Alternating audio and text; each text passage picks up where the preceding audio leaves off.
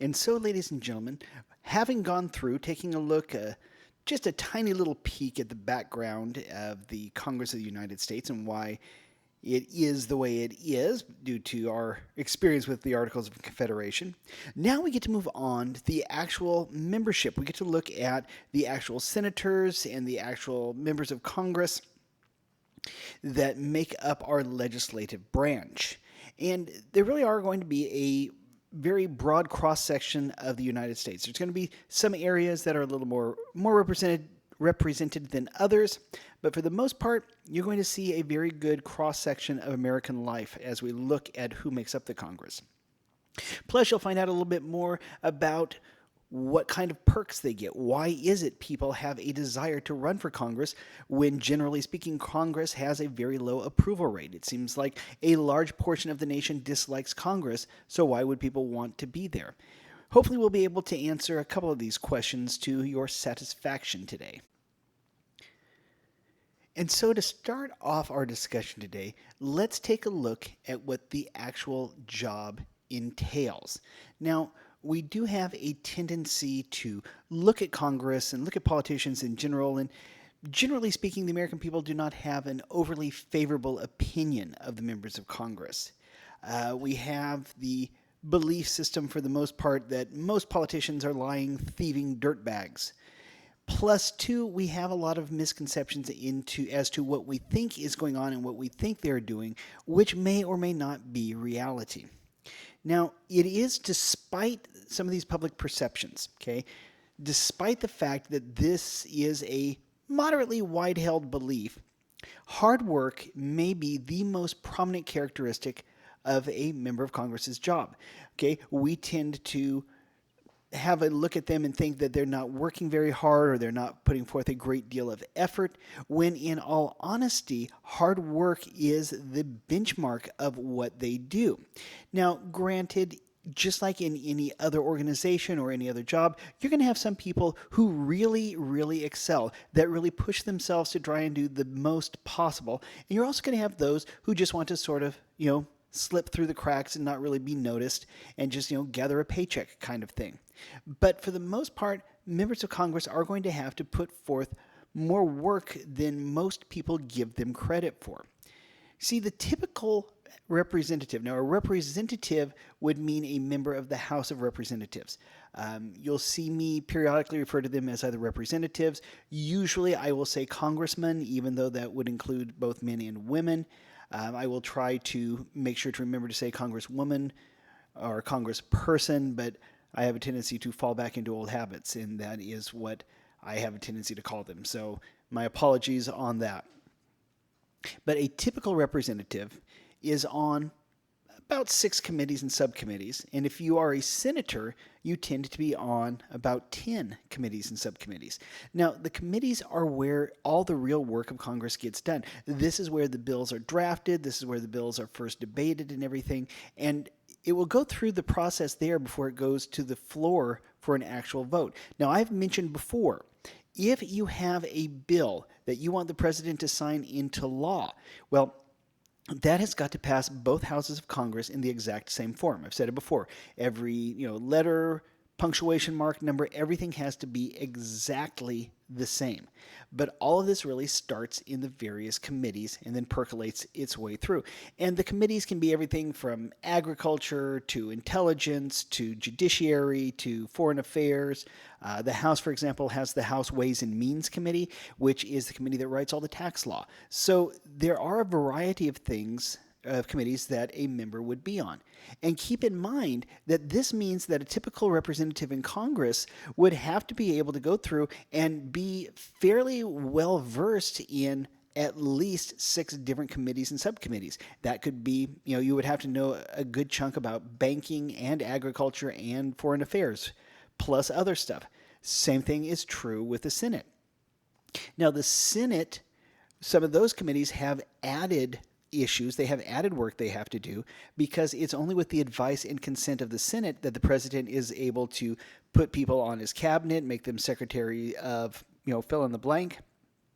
Plus two, this is the Judiciary Committee will be the one that would hold any kind of hearings in regards to Supreme Court nominees or Circuit Court or Federal Court nominees. So you have a bunch of different committee assignments. It's sort of like the classes you take. You could argue that if you are a representative, then you're taking it would be like taking 6 classes when you get to college, about 18 units. Is it doable? Yes, but it is a bit of a challenge. And then you can look at a senator, that would be something like taking 30 units a semester, a much, much bigger challenge. And at the same time, like I said, if you are not well versed in whatever committee you're going to at that time, your opponents will gladly use any videotape that comes out of you not knowing what you're talking about or getting confused as much as they possibly can. Now, one of the bigger problems about being on these different committees is that it turns out you might actually be scheduled to be in 2 places at the same time. Now, take high school, for example. Let's say you are on the football team or the baseball team or whatever, and you might have to be 2 places at once that way. You might either have to be at a game or be traveling to a game while at the same time you're supposed to be in class. Now, if that's the case in high school, the good news is you can get on the excused list. But not so much in Congress. In Congress, if you're scheduled to be 2 places at once, you have to pick which one is the quote unquote more important one to go to. And the problem with that is if you're not at one, that may infuriate your constituents for one reason or another. So there is a lot of judgment calls that have to be made by these members of Congress, even just on what committee to go to on a particular day. Granted, we would love it if our representatives and senators were able to go through and perfectly execute every aspect of their duty without flaw. But the drawback is, when you're scheduled to be in 2 places at once, for example, there's not a whole lot you can do about that. Now, there are also some attractions to the job that really make people want to be part of this.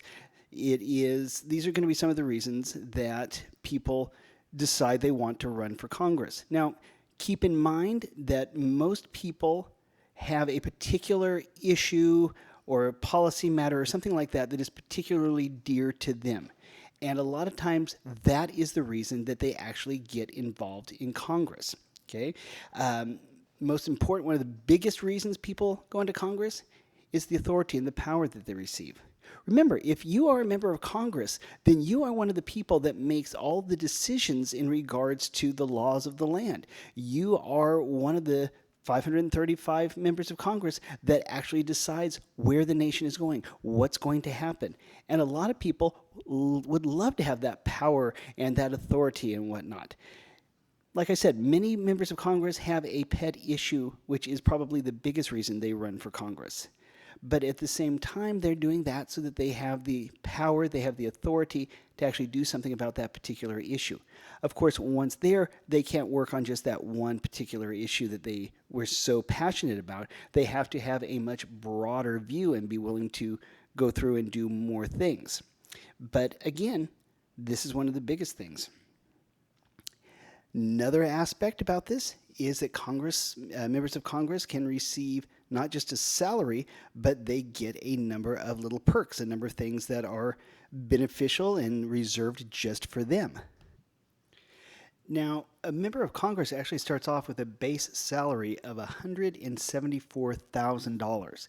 So remember, the requirements to be in Congress, you got to be 25 years old, a citizen for 7 years, and you have to live in the state in which you're going to be from which you're going to be a representative.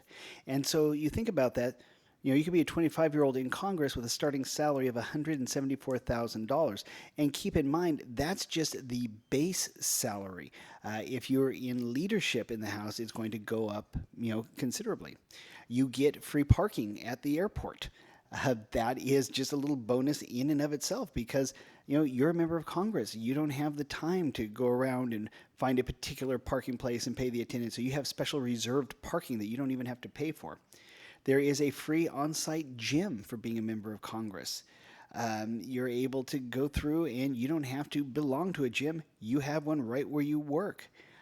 Grand total, in theory, you could have up to 239 days off per year. We're talking about when Congress isn't physically in session in D.C. Now, granted, members of Congress will go through and they will do a lot of work when they're not technically at work in Washington, but still in all, that gives you a huge chunk of time that you can use pretty much as you plan.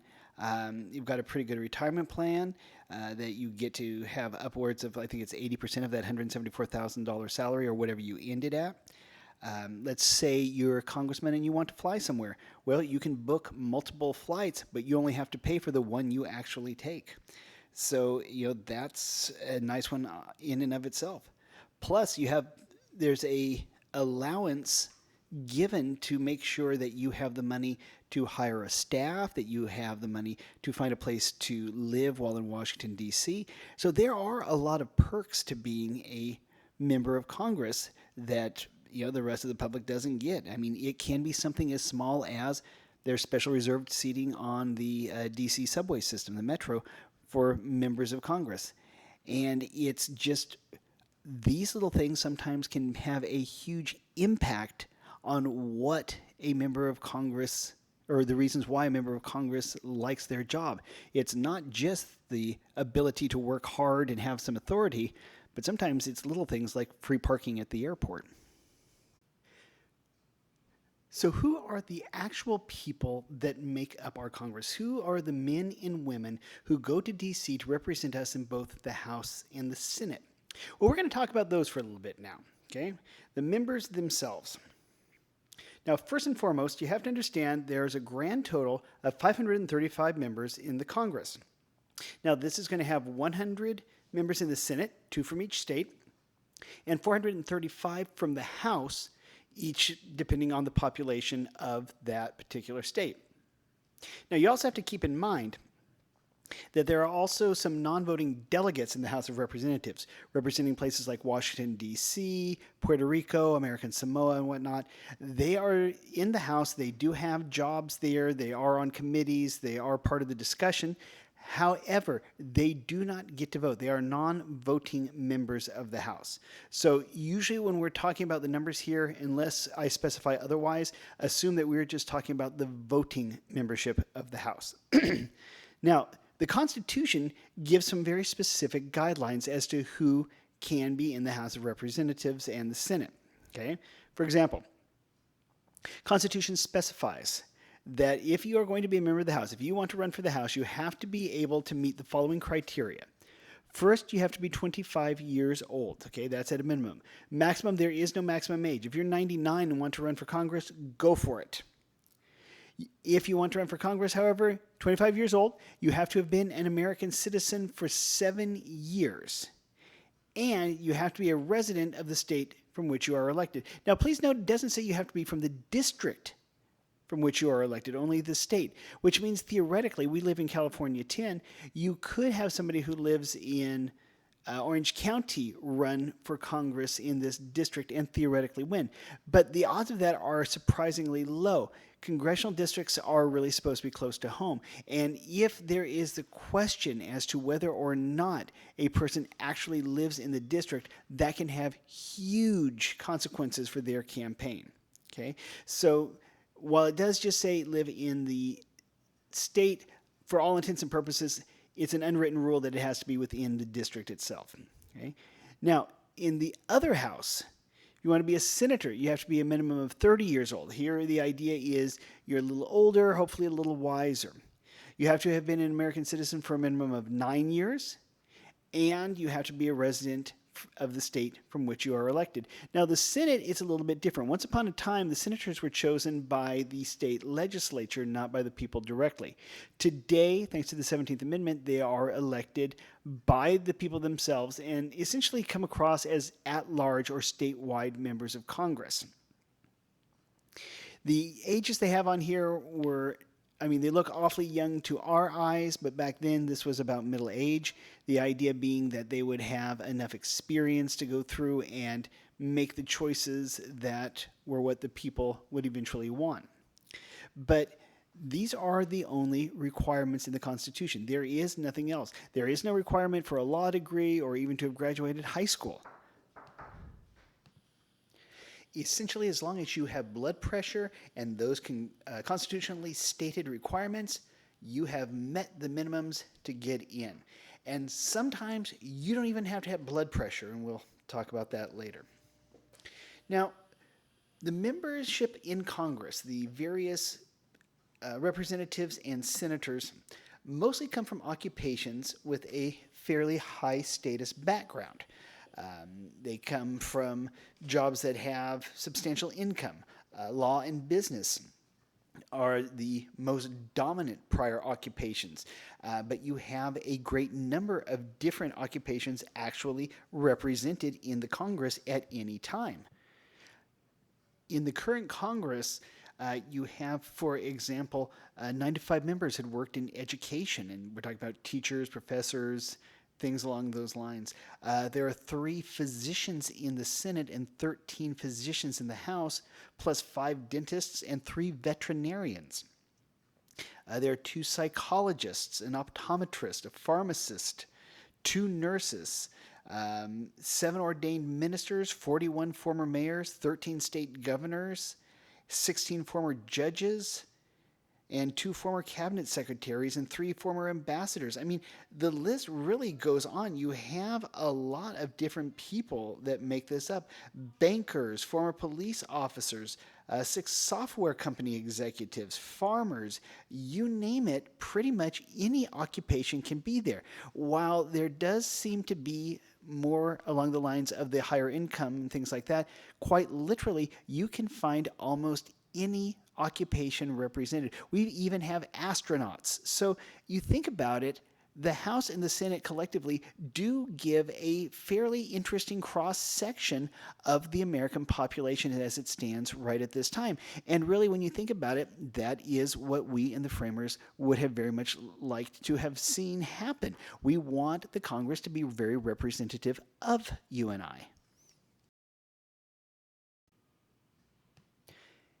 Now, going on with some of the demographic aspects of the various members, we're going to talk about the representation of minorities. Now, the numbers that I'm going to have here do not exactly match up with the numbers on your notes. The reason for that is I do have a document that was just updated on October 2nd, 2020. So this is really the most up-to-date information that I can possibly have. So it's not exactly what I had down on your papers, but it is still fairly close. As it stands right now, you do have a grand total within the Congress. A percentage in regards to African Americans, it's a little more than 10% of the voting members in the House are African American. Grand total, what we're looking at is within the House itself, there are 53 members who are or identify themselves as African American, and 3 within the Senate. Now, the House numbers do include 2 delegates. So, as I said before, delegates don't vote, but they are there as members, essentially. For the most part, the African American members of Congress, they do come through and they do represent overwhelmingly black constituencies. I could give you the example of people like Maxine Waters from South Central Los Angeles, for just as an example. In addition to that, in regards to Hispanics, we do have a grand total of 51 individuals who identify as either Hispanic or Latino. This is a record number. There's 46 in the House. 2 of those are delegates, and 5 within the Senate itself. So you can see that there is an ongoing change. Since this is a record, who knows what the next Congress is actually going to bring. In regards to Asian Americans, there are 20 members, 14 representatives, 3 delegates, and 3 senators who identify themselves as either Asian Americans, Indian Americans, or Pacific Islander Americans. This also is a record number. So you can see that there is an ongoing growth in the record number for various minorities. In addition to all of this, you also have 4 Native Americans or American Indians in the House. And the interesting thing is that 2 are Republican and 2 are Democrats. So it is really split right down the middle. And there's a variety of different things you can go through and look at in regards to all of these people. Now, these are just for the minority groups that are represented within Congress. There is one group which is considered the most underrepresented demographic group in Congress, and that would be women. More than half of the current United States population is female. And while we do have a record number of 131 women who are currently serving in the Congress, 105 in the House, including 3 Democrat delegates and a resident commissioner, and 26 in the Senate, that's still, I mean, you would think about it, if it was going to match up exactly with what the demographics and the population are, you would think there would be 50 within the Senate, but there's 26. So you can go through and you can see that the United States is constantly going through change. Several of these groups have record representation, and as such, we're in what could be considered uncharted territory. I have said numerous times that the United States is a nation that has made mistakes in the past. There is no question about that. But we are also a nation that continuously strives to make improvements. We are constantly trying to learn from the mistakes that we have made to keep moving forward. And the fact that we're having record numbers of different groups, to me, indicates that we have learned from those mistakes, that we are trying to make things better, and hopefully that progress will actually keep going on until the nation reaches Star Trek type levels, and we're not going to have to worry about much after that.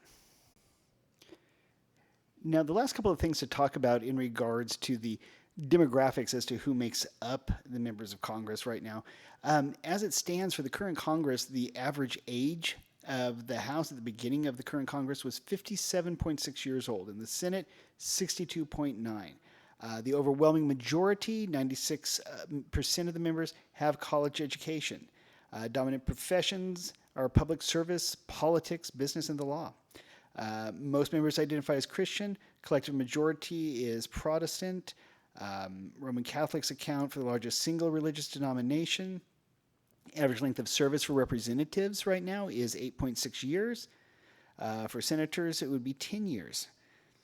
Now, while you do have a lot of demographic information about the different members of Congress now, one of the things is that they cannot claim what's called descriptive representation. A member of Congress cannot mirror the personal, politically relevant characteristics of every person in their district. I mean, you think about it, it would be difficult to mirror both Republican and Democrat at the same time. So what they do engage in is something called substantive representation. The idea being that they go through and they represent all the people who live within their district, regardless of any demographic information whatsoever. They go through and they want to represent every group, not just the one that they happen to belong to. Okay? Now, last little thing about this is, even though women have proven themselves to be able to compete with men for seats in Congress, they're still underrepresented, as we talked about. You have fewer women than men become majority party nominees. Now, you can take into account the fact that Kamala Harris right now is the Democratic Party nominee for vice president, but again, that is not the norm. We have seen that a few times now. There have been 3 different women who have been the major party nominee in the past 30, 40 years, but again, that's been the exception rather than the rule. Fewer women than men become major party nominees, as I said. As women report, they're less ambitious to run for office and more sensitive than men to the perception of the odds of winning. Now, again, this is not a hard and fast rule for every single individual. It is a sort of generalized statement, and you can take that for what you will. There has been an ongoing change, as I said, in regards to the demographics of Congress, and that will probably continue into the foreseeable future and beyond. America is a constantly changing nation, and the fact that our representatives and our senators reflect that makes perfect sense. And since we're constantly changing, they'll be constantly changing as well.